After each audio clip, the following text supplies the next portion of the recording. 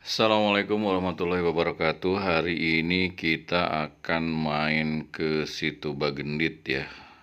Situ Bagendit yang terletak di Desa Bagendit, Kecamatan Banyuresmi, Kabupaten Garut. Ini kita masuk ke area parkir. Di sini kita bayar 5.000 ya untuk parkirnya. Jadi Situ Bagendit itu merupakan wisata alam yang berupa danau yang ada di Desa Bagendit yang tadi disebutkan. Di Desa Bagendit, Kecamatan Banyuresmi, Kabupaten Garut. Ini parkirannya luas ya. Ini kita menuju parkiran motor karena kita kebetulan pakai motor hari ini.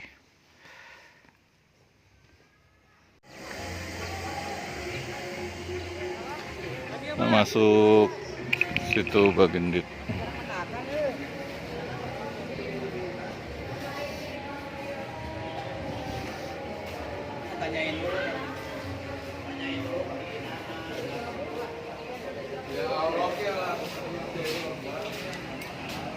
Tiketnya 15.000, dewasa anak 10.000. Oh, anak 7.000 ya.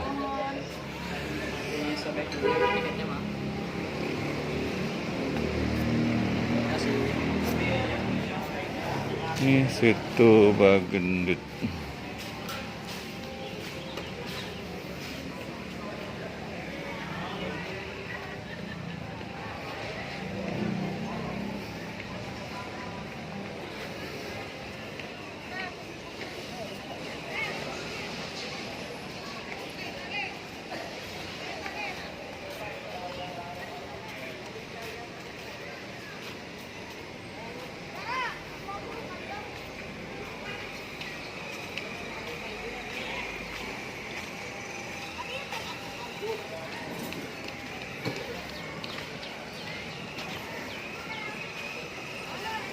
Banyak mainan ATP.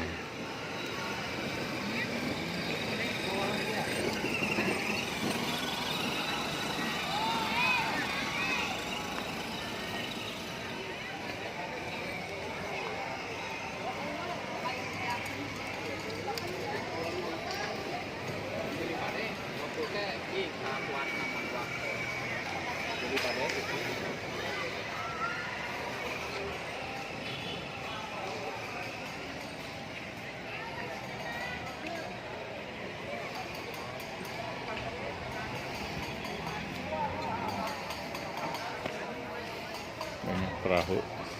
Cuma yang dingin-dingin mah cendol. Ini perahu kayu.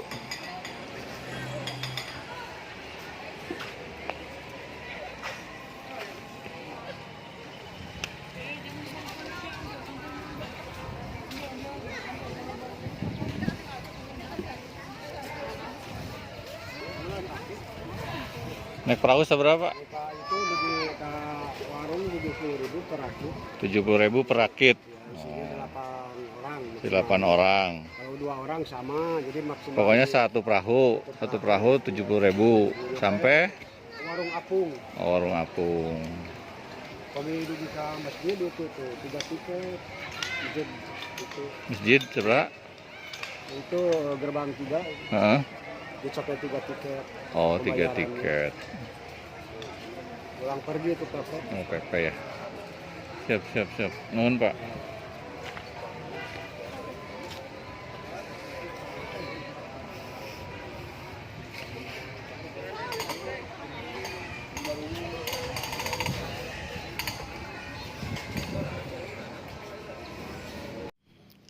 Untuk makanan di Situ Bagendit ini tidak perlu khawatir ya, karena banyak yang jualan. Selain yang di food court, juga ada yang di tengah-tengah lapangan ya, seperti ini nih.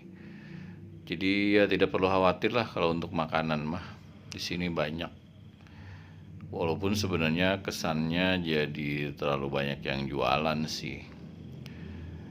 Tapi oke lah, selama masih bisa menjaga kebersihan ya.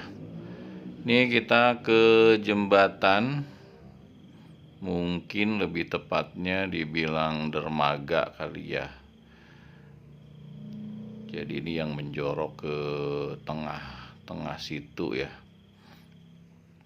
Banyak yang lagi foto-foto juga di sini. Dan di sini juga selain yang tadi perahu itu, di sini juga banyak yang bebek-bebekan atau angsa tuh.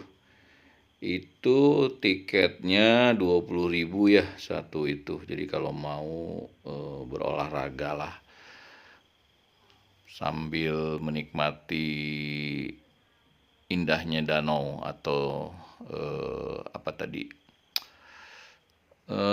Situ Bagendit.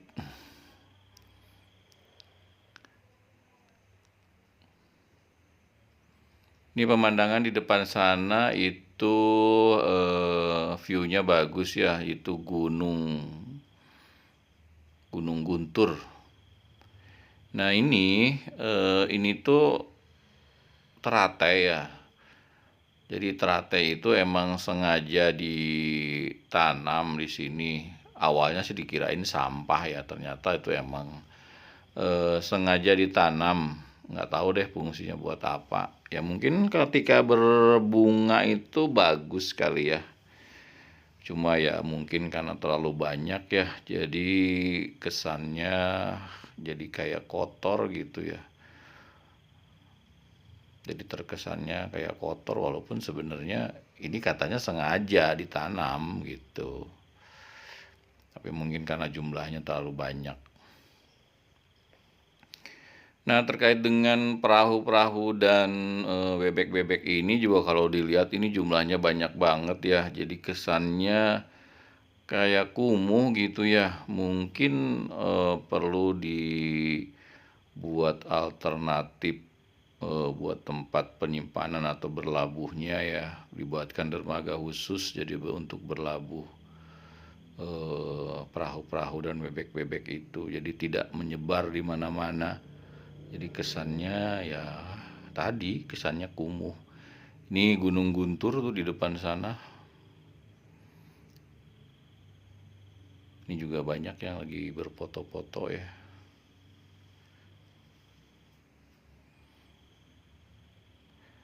Terus dari sisi apa tuh tiang-tiang pembatas itu juga mungkin perlu diperbaiki juga ya, karena banyak tambang-tambangnya yang sudah lepas itu mungkin sangat berbahaya ya. Bisa digejebur lah. Sing digejebur tuh karena banyak tambang-tambangnya yang udah putus, sangat berbahaya itu. Apalagi kalau buat anak-anak ya, ini seperti ini udah tidak ada tambangnya nih. Nah, ini tadi yang dibilang bahwa ini tuh teratai yang sengaja ditanam.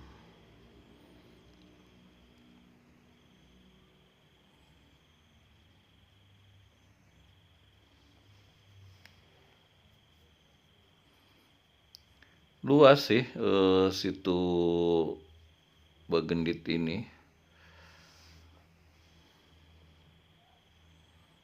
Cuma ya ketika kita memandang ke tengah, jadi kesannya gimana gitu ya. Mungkin ya perlu dipikirkan lah itu gimana biar kelihatannya lebih indah gitu. Orang akan memandangnya seperti sampah atau kotor gitu. Terlepas dari itu sengaja ditanam atau enggak, ya orang akan melihatnya kan ketika melihat pandangan pertama itu melihatnya seperti ya kotor lah. Mungkin bisa dipikirkan itu. Ini pemandangan Gunung Guntur di depan sana sungguh indah banget.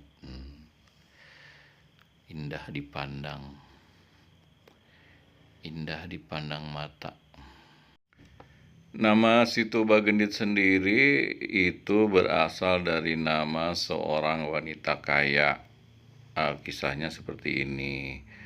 Jadi dulu di sebuah desa ada seorang wanita kaya bernama Nyai Bagendit. Sayang Nyai Bagendit ini hanya memikirkan harta dan sangat takut jatuh miskin. Hal tersebut membuatnya menjadi orang yang pelit, sombong dan kejam kepada sesama. Apabila warga meminjam uang kepadanya, Nyai Bagendit ini akan memberikan bunga yang tinggi. Warga yang tidak bisa membayar akan dipaksa untuk menyerahkan rumah dan harta bendanya. Suatu hari, datanglah seorang pengemis tua bertongkat kayu dengan rupa yang lusuh dan kotor. Si pengemis tua ini hendak meminta segelas air minum, karena ia kehausan setelah menempuh perjalanan jauh.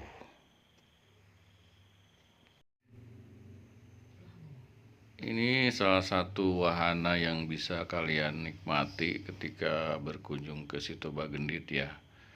Yaitu tadi bebek-bebekan atau apa nih, ada bentuknya hiu, ikan-ikanan gitu. Jadi kalian bisa mengarungi ke tengah situ ya. Ini indah banget pemandangannya, apalagi kalau sore hari ya, melihat matahari tenggelam di ufuk barat sana. Jadi kesannya syahdu banget gitu. Ini ada miniatur yang jual miniatur domba Garut, karena Garut itu emang identik dengan dombanya ya, domba adu, domba Garut. Jadi tadi banyak yang jual miniaturnya juga. Jadi ini fasilitas yang ada di Situ Bagendit ya. Kalau dari sisi toilet sudah pasti ada. Ini mainan anak-anaknya juga, ada trampolin juga, ada apa tuh, kereta ya. Ini trampolinnya. Dan ini juga ada musola ya, musola. Jadi tidak perlu khawatir untuk tempat beribadah, karena di sini juga disediakan musola outdoor, lumayan gede musolahnya. Ya, ini juga ada gazebo, jadi buat keluarga bisa. Ini dia musolahnya.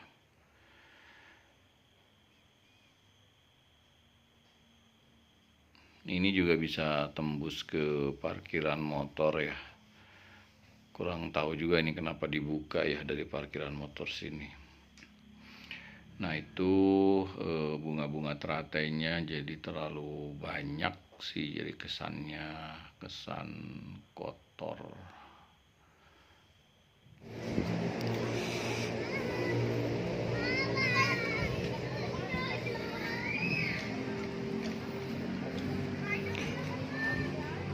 Oh ini rumah keong amphitheater, tapi masuknya bayar 10.000 teh, 10.000 per orang ya.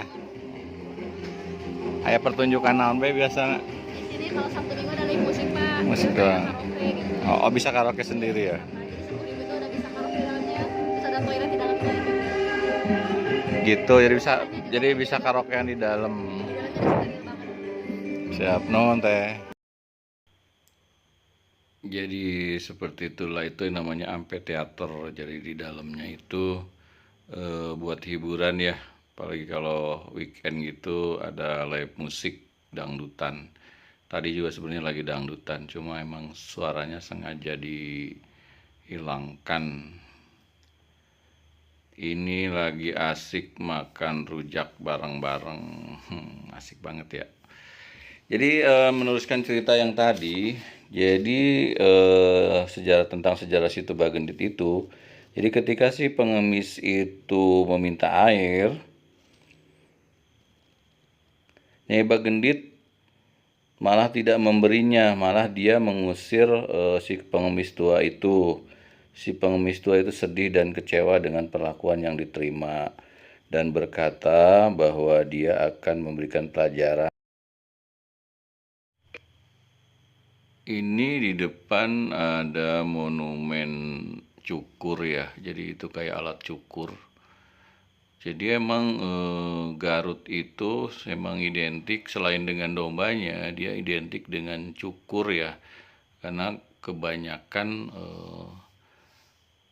orang Garut yang merantau itu jadi tukang cukur ya, atau barbershop Mungkin seperti itu ya, makanya dibuatkanlah monumennya. Balik lagi ke cerita Nyai Bagendit tadi. Jadi setelah si kakek itu bilang bahwa dia akan memberi pelajaran, si Nyai Bagendit itu malah tidak peduli. Dia malah tertawa mengejek si pengemis itu dan segera masuk ke dalam rumahnya. Tanpa diduga, si pengemis tua itu lalu mengeluarkan kesaktiannya dengan menancapkan tongkat kayu di halaman rumahnya Nyai Bagendit. Setelah tongkat kayu itu dicabut, maka keluarlah limpahan air atau muncratnya dari dalam tanah yang perlahan menimbulkan banjir. Penduduk-penduduk yang menyadari hal itu langsung panik dan berlarian menyelamatkan diri. Sementara pengemis tua itu menghilang entah kemana. Ketika air sudah tinggi, Nyai Bagendit baru sadar jika rumahnya sudah hampir tenggelam ditelan banjir. Oh, di sebelah sini ternyata ada wahana mainan anak-anak ya. Di sini juga ada kuda tunggang, ada buat sewa-sewa sepeda ya.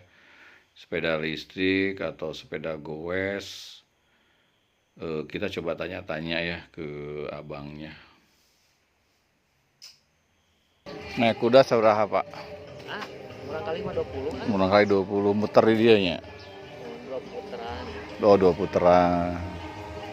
Hai sepeda seberapa sewa? 25 20 menit. Oh itu, jadi sepeda listrik 25 20 menit. Sepeda goes 20.000, otopet 20. Sap. Nuhun. Ya, jadi seperti itulah itu wahana mainan anak-anak yang ada di sini ya. Ya, kita lanjut lagi cerita yang tadi. Jadi ketika Nyai Bagendit menyadari bahwa rumahnya sudah dikelilingi banjir, ia mengambil sekotak emas sambil berteriak minta tolong, berharap ada warga yang menolongnya ke tempat yang aman.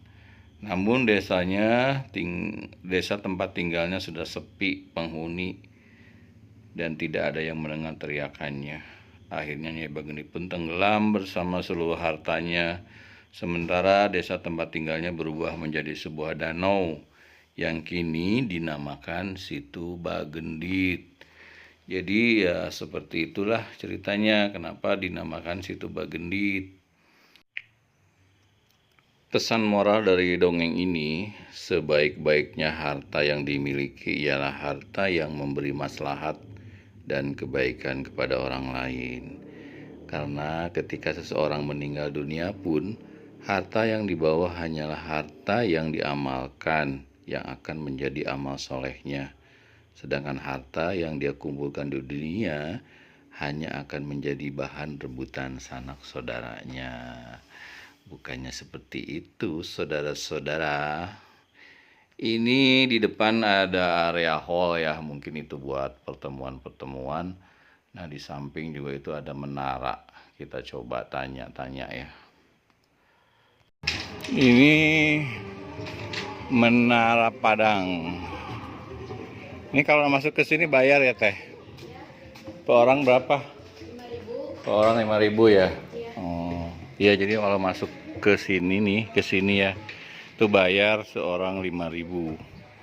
Jadi bisa naik ke atas. Makasih.